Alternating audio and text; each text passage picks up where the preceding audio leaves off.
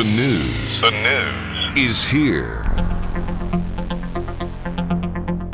This is KBYG News. I'm Mike Henry at 7:30 on a Thursday morning, 44 degrees. Our news is brought to you by West Tex Telecom, and we welcome in studio our special guest, the superintendent of Forsyth Independent School District, Mr. Randy Johnson. Good morning, Randy. Good morning. Appreciate you guys having me. Appreciate you and appreciate you coming in bright and early and talking to us. This is, I believe, our second or third visit with you. Right. So we've sort of begun these regular visits every couple of weeks, and we really appreciate the Forsyth community, the Forsyth School District, and you as the leader of the Forsyth School District coming in and talking to us about various issues and things that are on people's minds and things that are on your mind and the teachers and the parents and the students and whatnot in a timely fashion, coming off of a recent school shooting, this one in Florida. I know that you wanted to address Forsyth Independent School District and security.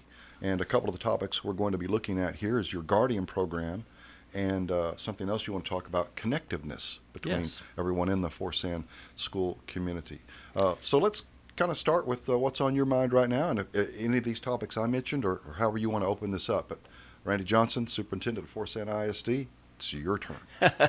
Well, thank you, and you'll probably have to help me along the way. But Sure.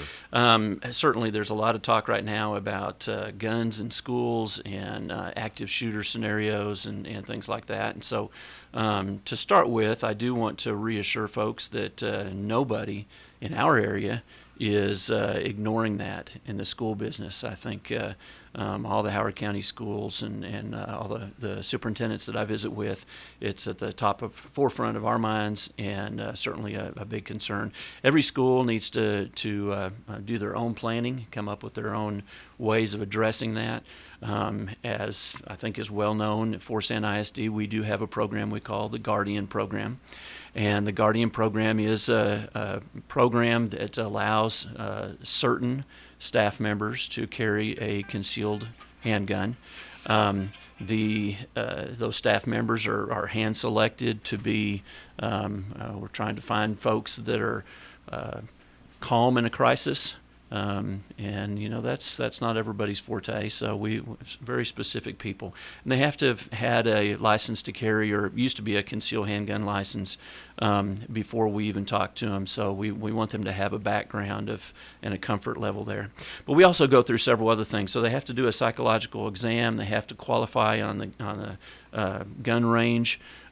We coordinate with the Howard County Sheriff's Office. The sheriff has been wonderful to assist us with training, to give us advice, and was really a supporter of the program from the beginning.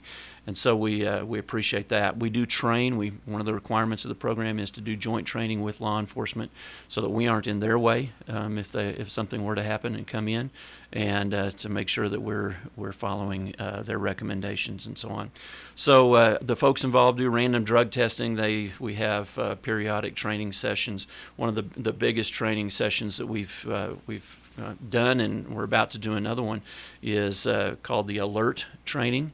ALERT stands for Advanced Law Enforcement Rapid Response Training, and so all the guardians that are involved in that go through that process as well. I know some of the schools that have a program like this make it clear that they don't announce who the staff members are. Is that the way you operate with this? That is. I can understand why. Yeah. You know, it's very possible that a staff member who's not a part of the program, or even a student, may be aware of a staff member that's involved in the Guardian program. We certainly appreciate that being held in confidence, as you're suggesting there. We believe that the best environment is one where the active shooter or the bad guy, if that person were to show up, would not know who may be responding to them. And so we think that's safest for the people involved in the program. We also think the program works best that way, so that they don't know where those people may be coming from and how they may be met as they came on campus. So you're exactly right. We appreciate people. We've had this is our third year in the program, and our community has embraced it, has been very accepting and encouraging even of the program. Our students have handled it well. It's not really even a topic of conversation anymore. We know it's there.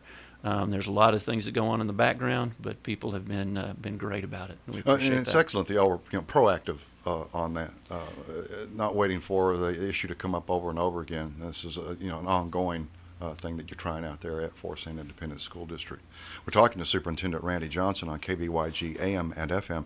We're going to take a short break, and we'll be back with more with the superintendent right after this.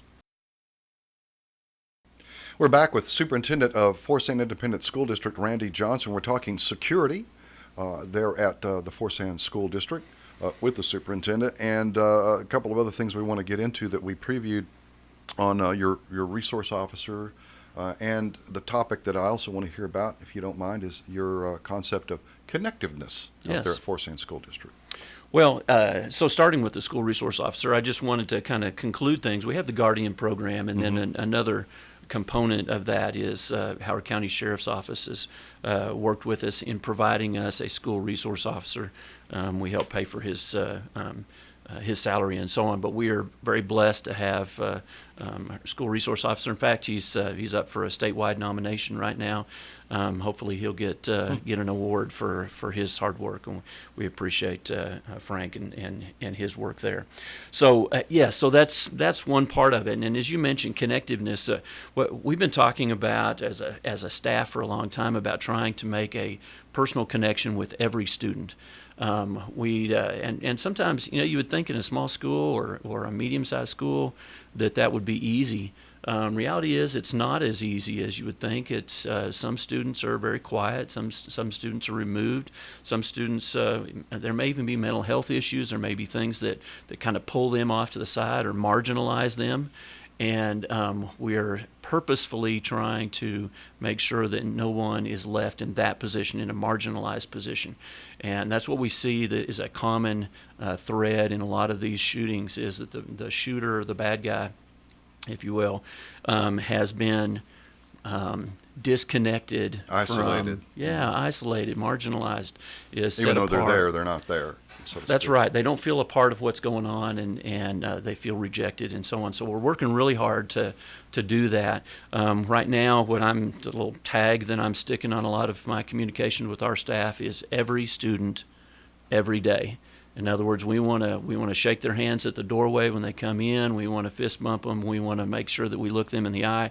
We want to make sure that they look us in the eye, and that there's a communication, not just verbally, but that we can see how they're acting, that we can communicate with them that way.